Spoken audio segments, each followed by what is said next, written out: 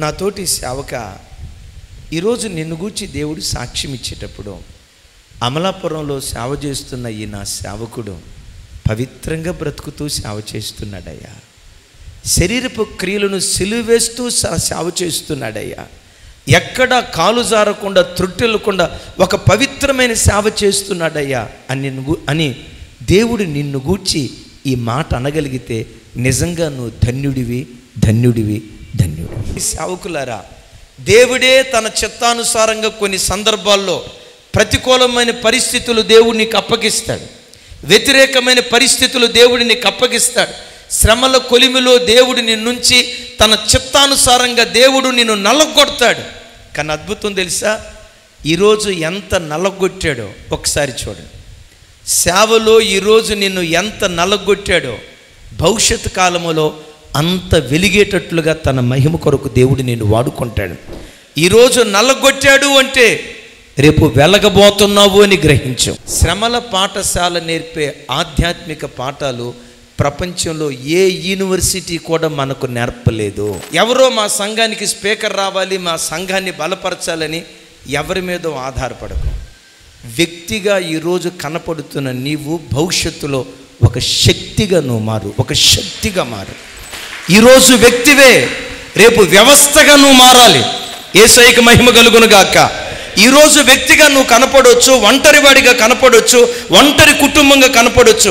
నేనంట ఈరోజు వ్యక్తిగా కనపడుతున్న నీవు రేపు భవిష్యత్తులో ఒక శక్తిగా, ఒక వ్యవస్థగా నువ్వు మారాలి.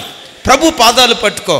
ఎవరో మా సంఘానికి రావాలి, స్పీచ్ చేయాలి, ఎవరో మా సంఘానికి రావాలి, సువార్త కోటాల్లో వాక్యం చెప్పాలని, ఎవరో రావాలని ఎవరి కొరకు నువ్వు ఎదురు చూడకుండా అడుగు ప్రభుని, ప్రభా నేనే ఓ చక్కటి వక్తగా ఎందుకు మీ సన్నిధిలో నేను మారకూడదు? నా సంఘాన్ని, మా ప్రాంతాల్లో సువార్తను ప్రకటించే ఒక అద్భుతమైన శక్తిగా నేను ఎందుకు మారకూడదని దేవుని పాదాలు పట్టుకొని ఆయన సన్నిధిలో ప్రసవేదన పడు. ఈరోజు వ్యక్తిగా కనపడుతున్న నిన్ను రాబోయే కాలంలో ఒక వ్యవస్థగా దేవుడు మార్చునుగాక.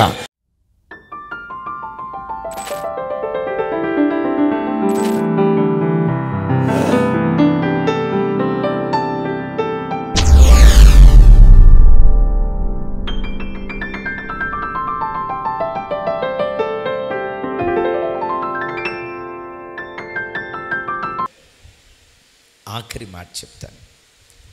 నిర్లక్ష్య పెట్టబడిన వాడి మీద దేవుడు లక్ష్యం ఉంచటానికి, విన్నారు కదా, నిర్లక్ష్య పెట్టబడిన వాడి మీద దేవుడు లక్ష్యం ఉంచటానికి నంబర్ 1 పవిత్రతను కాపాడుకుంటూ ఉన్నాడు. నంబర్ 2 చెరలో కూడా, ప్రతికూల పరిస్థితుల్లో కూడా ప్రత్యక్షతను కాపాడుకుంటూ ఉన్నాడు. 3వ మాట చెప్పి నేను ప్రార్థన చేస్తాను. చూడండి, యెహెజ్కేలు గ్రంథం 3వ అధ్యాయం 17వ వచనం.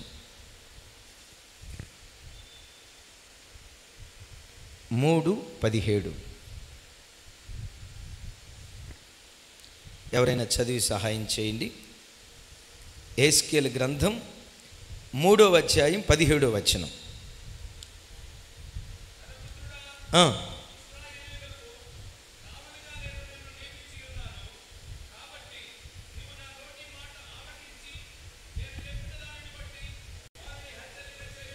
చాలు, నాతో కలిసి చెప్పండి. నరపుత్రుడా, అందరూ నరపుత్రుడా, ఇశ్రాయేలీలకు కావలిగా నేను నియమించి ఉన్నాను. ఆ ప్రజల మీదకి నిర్లక్ష్య పెట్టబడిన యెహెజ్కేలు మీద దేవుడు దృష్టి నిలిపి బబులోనులో ఉన్న ప్రజలకి యెహెజ్కేలును దేవుడు ఎలా పెట్టాడట? కావలి వారిగా పెట్టారు. నాతోటి సేవకులారా, ఈ అమలాపురం ప్రాంతంలో నశించిపోతున్న ప్రజలందరినీ ప్రేమించి ఈ పట్టణానికి, ఈ తూర్పుగోదావరి జిల్లా ప్రాంతానికి, ఈ తరంలో మిమ్మల్ని, నన్ను ఒక కావలివారిగా దేవుడు నియమించాడు. కావలివాడి బాధ్యత ఎంత ప్రాముఖ్యమైందో టక 3 మాటల్లో చెప్తాను. మీరు వినుంటారు, Great Wall of China. Great Wall of China విన్నారు కదండి. గ్రేట్ వాల్ ఆఫ్ చైనా అది మహా గొప్ప ప్రాకారం. అలాంటి గొప్ప దుర్భేద్యమైన ప్రాకారం చైనా చుట్టూతో ఉన్న 2 పర్యాయాలు చైనా దేశం దురాక్రమణకు గురైపోయిందట. ఒకసారి ఆలోచించండి. ఇంత దుర్భేద్యమైన కోటగోడలు చుట్టూతో ఉన్న 2 పర్యాయాలు అది దురాక్రమణకు గురి అవటానికి కారణం ఏంటంటే, ఆ ద్వారబంధాల దగ్గర కావలా ఉండే కావలి వారికి లంచం ఇచ్చారట. శత్రు సైనికులు లంచం ఇచ్చి, ఆ లంచానికి కావలి వారు ప్రలోభ పట్టాన్ని బట్టి చైనా దేశంలోకి వెళ్ళి అంత దుర్భేద్యమైన కోటలు ఆ పట్టణానికి, ఆ దేశానికి ఉన్న దురాక్రమణకు గురై 2 పర్యాయాలు నాశనం అయిపోయిందట. ఎవరిని బట్టి చెప్పండి? కావలి వారు దేనికి అమ్ముడుపోయారు? దేనికి అమ్ముడుపోయారు? లంచానికి అమ్ముడుపోయారు, డబ్బుకు అమ్ముడుపోయారు. డబ్బుకు అమ్ముడుపోయి నీతి విలువలు కోల్పోవటాన్ని బట్టి దుర్భేద్యమైన కోటగోడలున్నా, కావలి వారున్నా ఆ దేశం దురాక్రమణకు గురైపోయింది. అంటే నేనంట, ఒక దేశం యొక్క భవిష్యత్ అంతా ఎవరి మీద ఆధారపడి ఉంది? ఒక దేశం సుభిక్షితంగా ఉండాలంటే ఎవరు బాధ్యతగా పనిచేయాలి? కావలివాడు బాధ్యతగా పనిచేయాలి. కావలివాడు ప్రలోభానికి లొంగిపోయాడా? దేనికైనా బానిస అయిపోయాడా? డబ్బు అనే ఎరకు దాసుడైపోయాడా? అంత దుర్భేద్యమైన దేశం కూడా శత్రువుల చేతిలో చెరపట్టబట్టడానికి కారణమవుతుంది.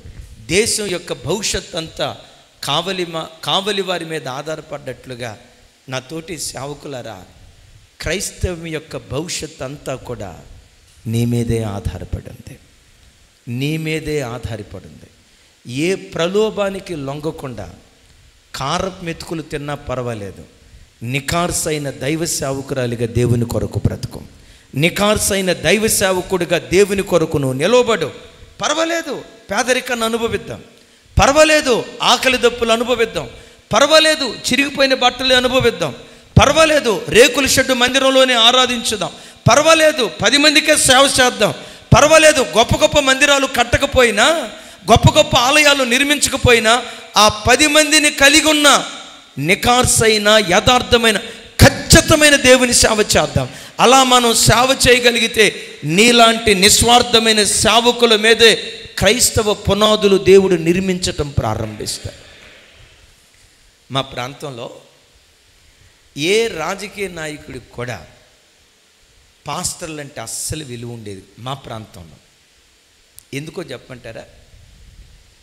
ఈ ఎలక్షన్స్లో పోటీ చేసే 3 పార్టీలలో పోటీ చేస్తారు కదా. ఈ ఎమ్మెల్యే గారు కంటెస్టెంట్గా పోటీ చేయబోయి ఈయన దగ్గర డబ్బు తెచ్చుకుంటాడు, ఈయన దగ్గర డబ్బు తెచ్చుకుంటాడు, ఈయన దగ్గర డబ్బు తెచ్చుకుంటాడు. మా చర్చికి 200 మంది వస్తారండి. 200 ఓట్లు మాట్లాడుకుందామన్నా. 200 ఓట్లు మీకే అని వేలు వాళ్ళ దగ్గర ఒక 50,000, వీళ్ళ దగ్గర ఒక 50,000. ఓటుకు నోటు. మరలా సంఘానికి ఏం చెప్తాడో తెలుసా? మన వడ్డీ వ్యాపారం చేయకూడదు, పరుల సొమ్ము ఆశించకూడదు, ఇతరుల డబ్బు కొరకు మనం ఎదురు చూడకూడదు, నీతిగా బ్రతకాలని సంఘానికి నీతి విలువలు నేర్పుతాడు. కానీ ఈ దైవ సేవకుల్లో నీతి కనపడదు, నీతి కనపడదు. ఆ ప్రాంతంలో కొన్ని చోట్ల ఈ రాజకీయ నాయకులు ఏమంటారు? వీళ్ళు సేవకులండే, నీతిని గూర్చి ప్రకటిస్తారు కానీ వీళ్ళ లోపల నీతి లేదండి అని ఎంత విలువలేనితనంగా కొన్ని సందర్భాల్లో కొన్ని చోట్ల మాట్లాడతారో తెలియని అసలు చెప్పలేమండి. చూడండి, ఒక 1000 రూపాయలకు అమ్ముడు బాటం, ఒక 2000 రూపాయలకు అమ్ముడు బాటం, ఓ 10,000 రూపాయలకు అమ్ముడు బాటం. ఒక మాట చెప్తాను, సింహం ఆకలైనా గడ్డి తినదో. నేను తెలుగులోనే చెప్పాను ఈ మాట. ఏం చెప్పాను? సింహం ఆకలైనా పెద్దగా, సింహం ఆకలైనా తింటే మాంసం తింటుంది. ఏ మాంసం? అది కష్టపడి వేటాడి వేటాడి వేటాడి వేటాడి పరిగెత్తి పరిగెత్తి వేటాడి వేటాడి వేటాడి వేటాడి పరిగెత్తి పరిగెత్తి వేటాడి వేటాడి పరిగెత్తి పరిగెత్తి వేటాడి వేటాడి తన కష్టార్జితం ద్వారా దొరికిన మాంసాన్ని తింటది. కానీ వేరే జంతువు వేటాడిన మాంసాన్ని పొరపాటునది తినదు. అందుకని అది సింహం అయింది. Praise the lord. అమలాపురంలో సేవ చేస్తున్న నా తోటి సేవకులారా, కార్యం చేస్తాడు. ఇంకోసారి చెప్దాం, ఆమేన్. అవి మన వెంట పరిగెత్తేటట్లుగా మిమ్మల్ని ప్రోత్సహించడానికి చెప్తున్నాను. నేనేదో గొప్పోని అని చెప్పుకోవటానికి కాదు. మీలాంటి వాడిని, మీలో ఒకడిని, మీ సహోదరుని. 2005 ఆ ప్రాంతంలో 4 ఆ ప్రాంతంలో మా సేవ చాలా సంక్లిష్టమైన స్థితి. తినటానికి తిండి లేని, కట్టుకోవటానికి బట్ట లేని బహు దయనీయమైన స్థితి. ఒకసారి ఒక పాస్టర్ గారు ఫోన్ చేశాడు, అయ్యగారు పలానా చోట సేవకుల కూటం జరుగుతుంది, రండి వెళ్దామని. వెళ్ళటానికి నాకు ఛార్జీకి డబ్బులు లేవు. ఆ పాస్టర్ గారు గ్రహించి, అయ్యగారు మీకు బండి లేకపోయింది, నా బండి మీ బండి కాదా, మీ బండి నా బండి కాదా, నా బండి మీద తీసుకెళ్తానని చెప్పి తన బండి మీద తీసుకెళ్ళాడు. 150 మంది సేవకులు వచ్చారు. ఆఫ్రికన్ అద్భుతమైన వక్త, మిషనరీ నిలబడి వాక్యం చెప్తూ పరిశుద్ధాత్మ పూర్ణుడై సడన్గా వాక్యం మధ్యలో ఏమన్నాడు తెలుసా? ఈరోజు సేవకులు కోటానికి 2 వీలర్ లేకుండా ఎంతమంది సేవకులు వచ్చారో మీరు నిలవబడండి, మీ అందరికీ 2 వీలర్లు కొనిపెట్టమని పరిశుద్ధాత్ముడు నన్ను ప్రేరేపిస్తున్నాడు అన్నాడు. చప్పట్లు కొట్టారా? చాలా సంతోషం. ఆగండి. లేనోళ్ళందరూ లేచి నిలబడండి, మీకు 2 వీలర్లు కొని పెడతాను అన్నాడు. లేనోళ్ళందరూ లేచి నిలవబడండి అంటే అద్భుతం తెలుసా? లేనోళ్ళు నిలవబడ్డారు, ఫిల్ ఇన్ ద బ్లాంక్స్. లేనోళ్ళు నిలవబడ్డారు, ఉన్నవాళ్ళు నిలవబడ్డారు. చివరికి తన బండి మీద నన్ను తీసుకెళ్ళిన మా పాస్టర్ గారు కూడా నిలవబడ్డాడు. నా పక్కన నిలవబడి ఆయన ఏం చేస్తున్నాడో తెలుసా? నేను లేవలా, నేను అట్లాగే కూర్చున్నా. ఆయన నన్ను చూసి మా చేత్తో పొడుస్తా, లెండే మనం ఏమన్నా అడిగామా? ఆయనే కదా ఇస్తానంది, మీరు లెండి అన్నాడు. నేను లేవలేనులయ్యా, మీరు కానిచ్చేయండి, వద్దులే అని చెప్పాను. ఆయన మెల్లిగా వంగి ఏమన్నాడు తెలుసా? భక్తి ఉంటే ఉండాలి కానీ మరీ ఇంత అతి భక్తి ఉండకూడదు, దీన్నే అతి అంటారు అన్నాడు. అయ్యా మీకు అతి ఏమో నేను కాదన్నాను, ఎందుకో నాకు పరిశుద్ధాత్ముడు అంగీకరించలేదు, నేను లేవలేదు. మీకు అతి ఉండొచ్చు, నాకు మాత్రం ఎందుకో మనస్కరించట్లేదు అన్న. అయిపోయింది. వాళ్ళందరి పేర్లు, వాళ్ళందరి ఫోన్ నంబర్లు రాసుకున్నారు. ఇది జరిగి ఇప్పటికి సుమారుగా 19 సంవత్సరాలు అవుతుంది.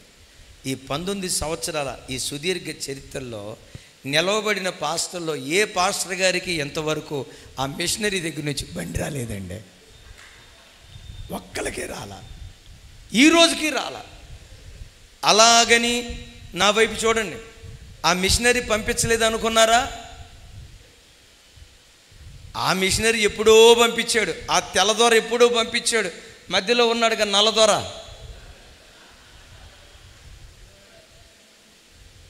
అందుకని నా అన్నలారా, తమ్ముళ్ళారా, నా గుండె లోతులోంచి మీకు చెప్తున్నా, ఇది నా గుండె లోతులోంచి చెప్తున్నా. ఎవరి మీదో నువ్వు ఆధారపడకు. ఎవరో మా సంఘానికి స్పీకర్ రావాలి, మా సంఘాన్ని బలపరచాలని ఎవరి మీదో ఆధారపడకు. వ్యక్తిగా ఈరోజు కనపడుతున్న నీవు భవిష్యత్తులో ఒక శక్తిగా నువ్వు మారు, ఒక శక్తిగా మారు. ఈరోజు వ్యక్తివే, రేపు వ్యవస్థగా నువ్వు మారాలి. యేసయ్యకి మహిమ కలుగును గాక. ఈరోజు వ్యక్తిగా నువ్వు కనపడవచ్చు, ఒంటరివాడిగా కనపడవచ్చు, ఒంటరి కుటుంబంగా కనపడవచ్చు. నేనంట ఈరోజు వ్యక్తిగా కనపడుతున్న నీవు రేపు భవిష్యత్తులో ఒక శక్తిగా, ఒక వ్యవస్థగా నువ్వు మారాలి. ప్రభు పాదాలు పట్టుకో. ఎవరో మా సంఘానికి రావాలి, స్పీచ్ చేయాలి, ఎవరో మా సంఘానికి రావాలి, సువార్త కోటాల్లో వాక్యం చెప్పాలని, ఎవరో రావాలని ఎవరి కొరకు నువ్వు ఎదురు చూడకుండా అడుగు ప్రభుని, ప్రభా నేనే ఓ చక్కటి వక్తగా ఎందుకు మీ సన్నిధిలో నేను మారకూడదు? నా సంఘాన్ని, మా ప్రాంతాల్లో సువార్తను ప్రకటించే ఒక అద్భుతమైన శక్తిగా నేను ఎందుకు మారకూడదని దేవుని పాదాలు పట్టుకొని ఆయన సన్నిధిలో ప్రసవేదన పడు. ఈరోజు వ్యక్తిగా కనపడుతున్న నిన్ను రాబోయే కాలంలో ఒక వ్యవస్థగా దేవుడు మార్చునుగాక, ఒక వ్యవస్థగా దేవుడు అభిషేకించునుగాక. 19 సంవత్సరాలైంది. ఈ రోజుకి ఎవ్వరికి 2 వీలర్లు రాలా, ఏమి రాలా. మధ్యలో ఉన్నవాడు నొక్కేశాడు. నల్లదొర ఉన్నాడు కదా. కొంతమంది అంటారు పిల్లి కల్లోళ్ళని అస్సలు నమ్మకూడదని. నేనంట పిల్లి కల్లోళ్ళని కాదు, నల్ల కల్లోళ్ళని నమ్మకూడదు. పిల్లి కల్లోళ్ళు అంటే ఫారినర్స్. ఒక పాస్టర్ గారు నేను పిల్లి కల్లోళ్ళని నమ్మకూడదని. వాళ్ళు త్యాగమూర్తులండి. వాళ్ళ ధన మాన ప్రాణాలు ప్రభు పరిచర్య కొరకు దారబోసారండి. మధ్యలో ఉండే నల్లకళ్ళ బ్యాచ్ ఉంది కదా, ఎవరాళ్ళు? ఇండియాని దేశం మీద వేయటం ఎందుకంటే మనం అంటే బాలా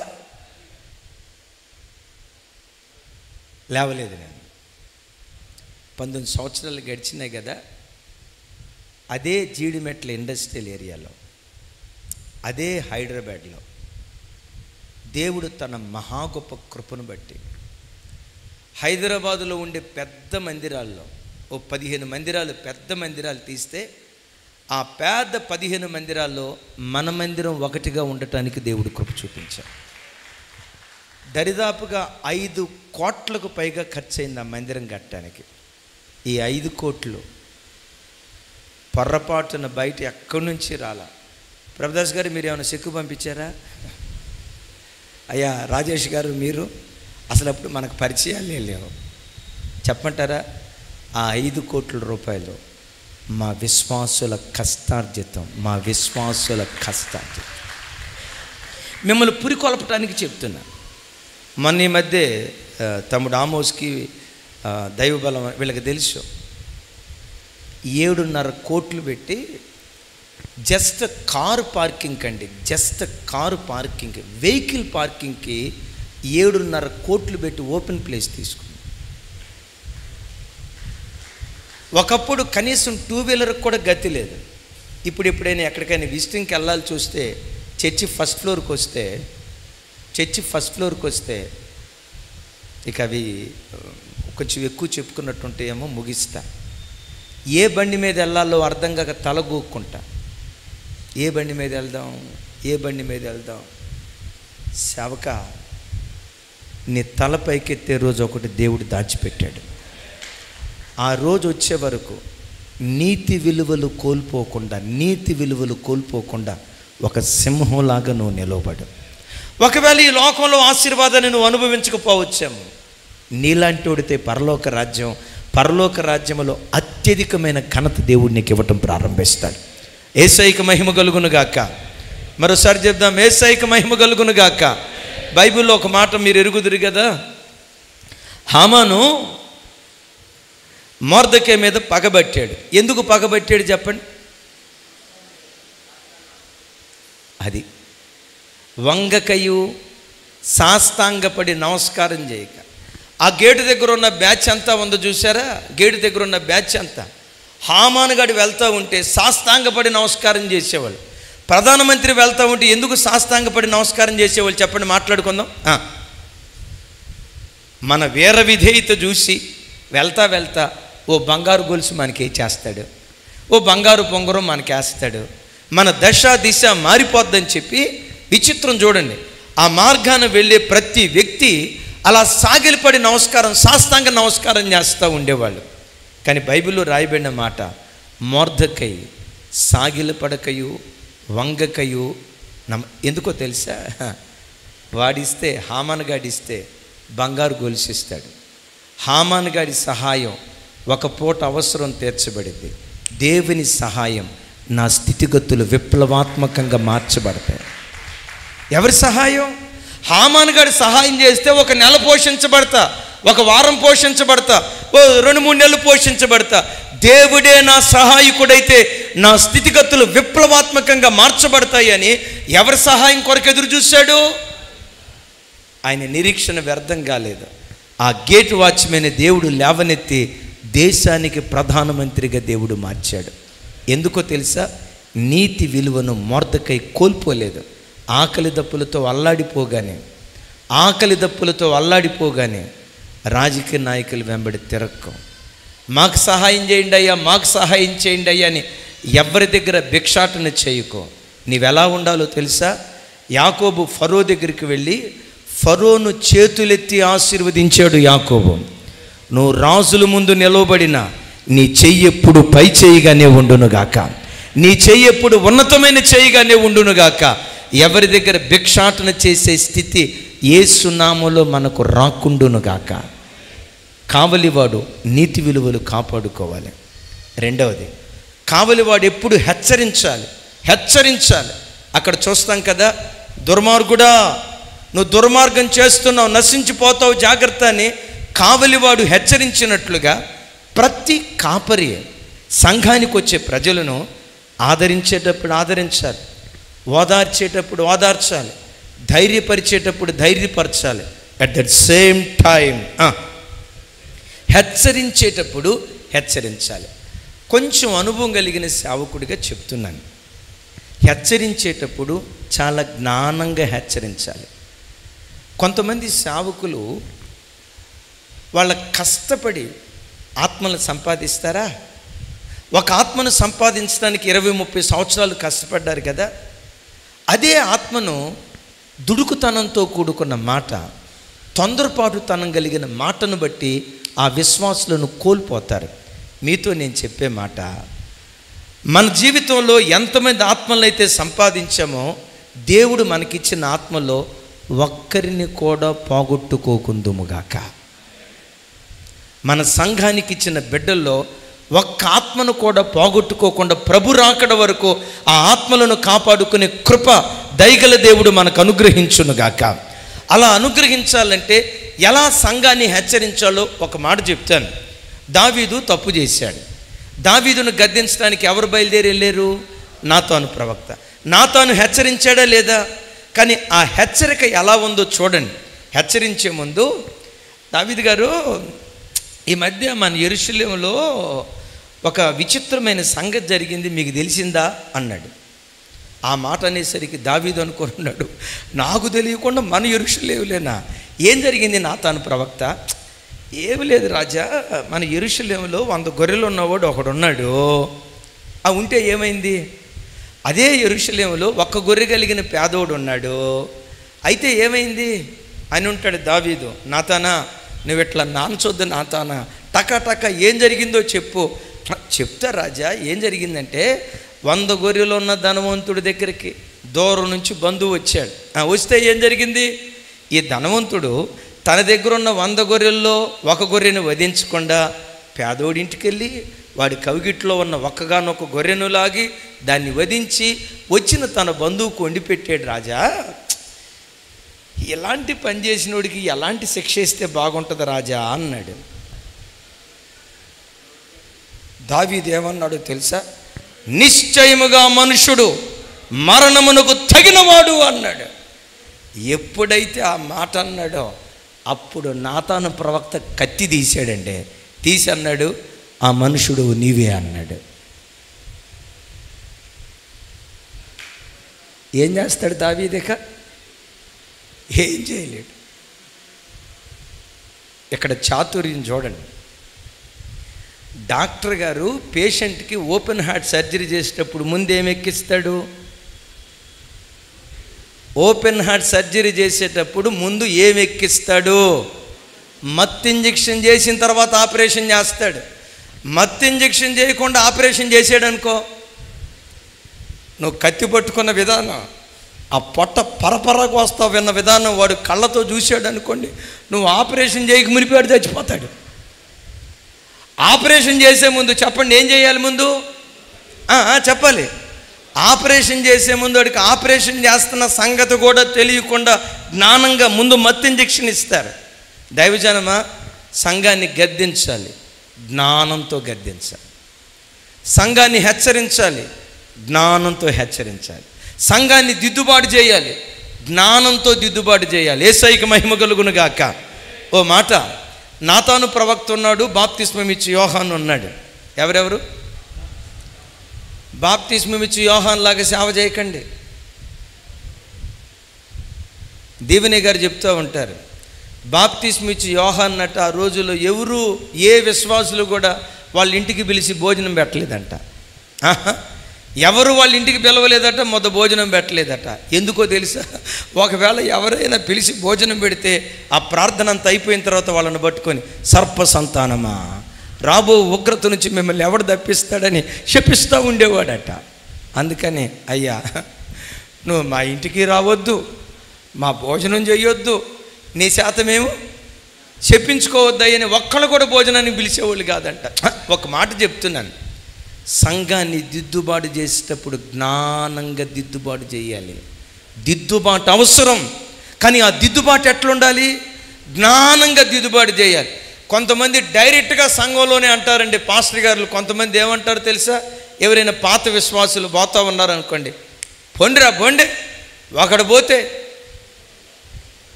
ఇంకొంతమంది డైలాగ్ ఏంటో తెలుసా? పాత నీరు పోవాలి.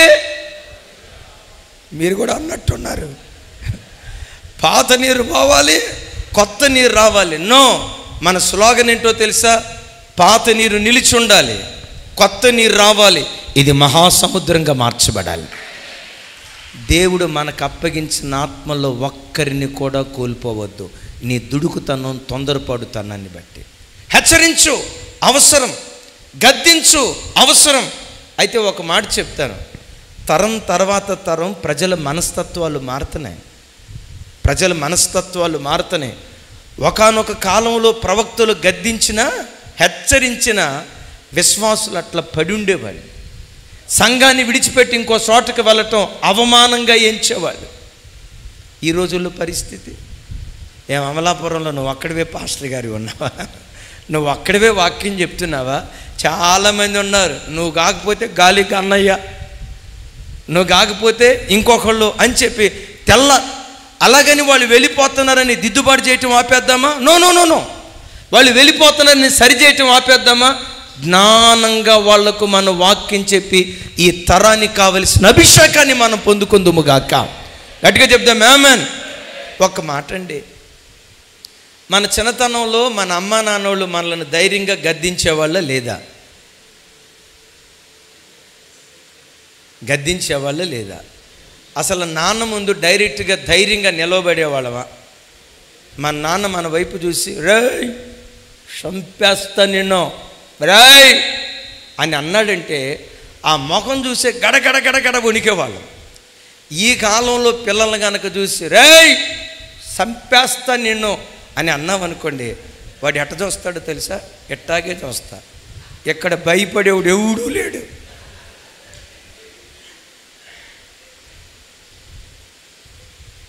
ఎవరు? కన్న కొడుకు. ఒక మాట అంటానండి, ఈ కాలంలో మన కడుపును పుట్టిన బిడ్డలను ధైర్యంగా మనం గద్దించగలుగుతున్నామా? నేను ధైర్యంగా గద్దించగలుగుతున్నాను అని ఎవరు చేతులు ఎత్తగలరు? ఒక తండ్రి అంటాడు, అన్నయ్య వాడు బర్త్డే రోజు ఒక్కరోజు నా కాళ్ళకి దండం పెడతాడు అన్నయ్య. బర్త్డే రోజు ఒక్కరోజు నా కాళ్ళకి దండం పెడతాడు అన్నయ్య. తతిమ 364 రోజులు ఆడి కాళ్ళకి నేను దండం పెట్టాలన్నయ్య. ఇదన్నయ్య నా పరిస్థితి అంటాడు. అలాగని దైవజనమ నేను చెప్పే మాట తప్పును ప్రోత్సహించమని కాదు, ఖండించాలి, హెచ్చరించాలి, బుద్ధి చెప్పాలి. కావలివాడికి అది నీ బాధ్యత. బట్ జ్ఞానంతో హెచ్చరించాలి, జ్ఞానంతో గద్దించాలి. ఈ మాట చెప్పాక నేను ముగింపులోకి వెళ్తాను. ఏసన్న గారు చెప్తూ ఉండేవాడు, విశ్వాసిని కొట్టు కానీ చేతులు పట్టుకొని కొట్టు అనేవాడు. నా మాట అర్థమైందా? చేతులు పట్టుకొని, ఒక చేయి పట్టుకో, ఇంకో చేతితో కొట్టు. ఎందుకు చేయి పట్టుకొని కొట్టాలి? చేతులు పట్టుకోకుండా కొడతాడు, వారిపోతాడు, ఇంకో సంఘానికి వెళ్ళిపోతాడు. నేనంట 20 సంవత్సరాల కష్టం ఒక్క మాటతో నువ్వు కోల్పోతావు. అందుకని నేను అనే మాట ఏంటంటే, చేపలు పట్టేవాడికి వాళ్ళ వేయటం రావాలి, వాళ్ళ అల్లటం రావాలి. లాగటం కాదు, నాతో కలిసి చెప్పండి.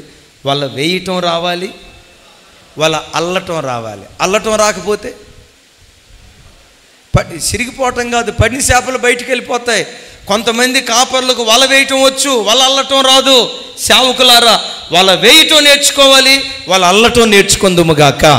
చప్పలు కొడుతూ ప్రభు వారికి స్తోత్రాలు చెప్దాం. ఆఖరి మాట టక 2-3 నిమిషాల్లో చెప్పి ముగిస్తాను. సేవకుని బాధ్యత ఎంత కష్టతరమైందో ఏస్కేల్లో నుంచి మనం చూస్తాం. ఏస్కేల్తో దేవుడు అంటాడు, జస్ట్ రెఫరెన్స్లు చెప్తాను, రాసుకోండి, తర్వాత మీరు ధ్యానించండి. ఏస్కేల్ గ్రంథం 4వ అధ్యాయం 4వ వచనం నుంచి 17వ వచనం వరకు అక్కడ చాలా విషయాలు రాయబడి ఉంటాయి. నేను ముగిస్తున్నాను, నా వైపు చూడండి. 4వ అధ్యాయం 4వ వచనం నుంచి 4వ వచనం నుంచి 17వ వచనం వరకు నా తట్టు చూడండి. యెహెజ్కేలు 390 రోజులు నువ్వు ఎడం పక్కన ఎట్లా పండుకొని ఉండాలి. నా వైపు చూడండి. ఎడం ప్రక్కన ఎలా నువ్వు పండుకొని ఉండాలి. అయ్యా, రాత్రంతా అదే పొజిషన్లో పండుకోవటం కష్టం కదా. నీ కాళ్ళకు చేతులకు తాళ్ళు కట్టుకొని 390 రోజుల పాటు ఎడమ చేతి మీద నువ్వు అట్లాగే పండుకొని ఉండాలి. చెయ్యి నొప్పి వచ్చిందని వెలకలుగా పండుకోవద్దు, చెయ్యి నొప్పి వచ్చిందని బోరలుగా పండుకోవద్దు. ఎన్ని రోజులు? 40 రోజుల పాటు ఇటువైపు చేయి పెట్టుకొని 40 రోజుల పాటు ఆ రాత్రంతా కుడివైపునే నువ్వు పండుకోవాలి. ఇదిగో నీకు ఆహారాన్ని కొలతేస్తున్నా. రోజుకొచ్చి 300 గ్రాముల ఆహారం తీసుకో. రోజుకొచ్చి 600 మిల్లీ లీటర్లు, అంటే కొంచెం ½ లీటర్కి పైన ఎక్కువగా నీళ్లు తాగు. నీకు పెట్టే ఆహారం కూడా చికెన్ బిర్యానీ, మటన్ బిర్యానీ, పీతల బిర్యానీ, రొయ్యల బిర్యానీ, దమ్ బిర్యానీ, గమ్ బిర్యానీ, ఇదేది పెట్టను. రాగులు, సజ్జలు, జోళ్ళు, ఏమంటారు వాటిని, జొన్నలు, చిరుధాన్యాలు మాత్రమే నీకు పెడతా. అది కూడా ఆవురావురమని కడుపు నిండా తినకూడదు. కొలత నీకు ఇస్తా. కొలత రోజుకొచ్చి 300. అరే మనోడు ముద్దే 300 గ్రాములు ఉంటుంది. నా మాట అర్థం కాలేదా?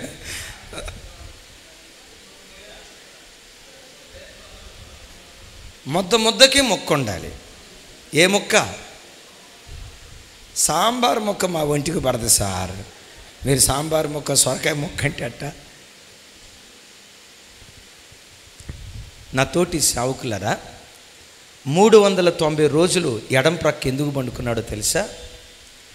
యెరోబాము పాపం చేసింది మొదలుకొని ఇజ్రాయేలీలు చెరసాలకు వచ్చే వరకు 390 సంవత్సరాలు.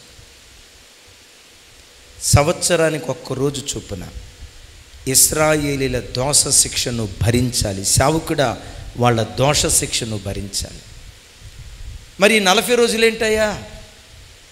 యోధా ప్రజలు దారి తప్పి వాళ్ళ ఇష్టానుసారంగా బ్రతికిన సంవత్సరాలు 40 సంవత్సరాలు. విన్నారా? సంవత్సరానికి ఒక్క రోజు చొప్పున యోధా ప్రజల దోష శిక్షను నువ్వు భరించాలి. అటు ఇశ్రాయేలీల దోష శిక్ష అయినా, ఇటు యోధా ప్రజల దోష శిక్ష అయినా, ఈ ప్రజల దోష శిక్షను భరిస్తూ రాత్రి కంటి నిండా నీకు నిద్ర ఉండకూడదు, కడుపు నిండా తిండి ఉండకూడదు. నిన్ను నీవు ప్రతిష్ఠ చేసుకొని వారి కోసం బలి అయిపోతే వాళ్ళ దోష శిక్షకు నివృత్తి కలిగి ఈ చెరలో నుంచి ప్రజలు విడిపించబడుదురుగాక. గట్టిగా చెప్దాం ఆమేన్. గట్టిగా చెప్దాం ఆమేన్. ఇప్పుడు గమనించండి, ఎడం వైపున ఎన్ని రోజులు పండుకోవాలి? కుడివైపున అటు ఇటు దొరలటానికి వీలు లేదండి. తర్వాత చూడండి, 4వ అధ్యాయంలో రాస్తుంటుంది, కాళ్ళకు చేతులకు తాళ్ళు కట్టి వాటి చేత బంధించబడేవాడు. రామకృష్ణ గారని మా చర్చికి వచ్చి ఒక ఆయనకి నిమ్స్ హాస్పిటల్లో ఓపెన్ హార్ట్ సర్జరీ అయింది. ఓపెన్ హార్ట్ సర్జరీ 3 రోజుల పాటు పేషెంట్ని ఏం చేస్తారో తెలుసా? కాళ్ళు చేతులు ఎట్లాగే కట్టేసి అటు ఇటు కదలకుండా, చొక్క నీళ్లు కూడా ఆయనకు పోయకుండా అట్లా దాహార్తితో వదిలేస్తారు. ఆయనకు ప్రార్థన చేయటానికి వెళ్తే ఏమన్నాడు తెలుసా? అన్నయ్య, ఈ ఆపరేషన్ అనవసరంగా చేయించుకున్నాననే బాధ నాకు కలుగుతుంది అన్నయ్య అన్నాడు. అన్నయ్య, చచ్చిపోతే చచ్చిపోయాను అన్నయ్య, ఆ కట్లు తీసేయమానండి. చచ్చిపోతే చచ్చిపోయాను అన్నయ్య, నీళ్లు పోయమానండి. ఆపరేషన్ బాధ కంటే ఈ బాధ ఎక్కువైపోయింది. ఆయన అన్న మాట ఏంటో తెలుసా? అసలు బాధ ఇటు కదలటానికి లేదు, అటు కదలటానికి లేదు. 3 రోజులు కాదు, 390 రోజులు. 40 రోజులు యోధా ప్రజల కోసం, 390 రోజులు ఇశ్రాయేలు ప్రజల కోసం నిద్ర చంపుకున్నాడు, తిండి చంపుకున్నాడు. ఆ యెహెజ్కేలు త్యాగం ద్వారా ఇశ్రాయేలీలు చెరలో నుంచి విడిపించబడటానికి దేవుడు కృప చూపించాడు.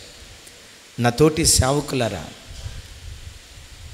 ఓ దైవజనుడిగా చెప్తున్నాను, నీ నోటికి కత్తెర పెట్టుకో.